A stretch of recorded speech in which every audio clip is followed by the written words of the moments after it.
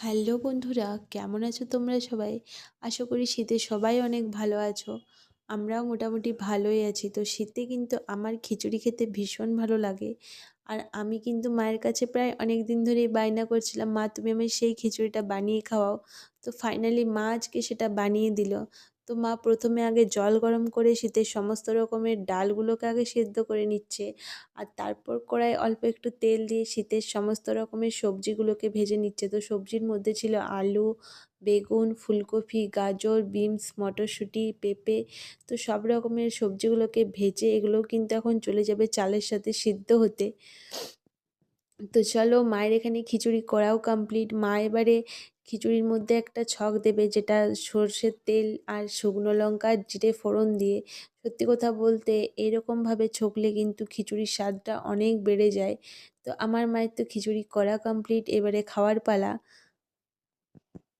আর এখন আমরা খেতে বসবো। তো চলো, প্রথমেই আমরা দিয়েছি থালার মধ্যে খিচুড়ি, আর ছিল বেগুনি, ছানার জিলিপি, ধনেপাতা দিয়ে আলুর দম, আর ছিল সেমাইয়ের পায়েস। তো ভিডিওটা কেমন লাগলো অবশ্যই জানিও। আর আমার ভিডিও প্রথম থেকে শেষ অবধি দেখার জন্য তোমাদের সবাইকে অসংখ্য ধন্যবাদ।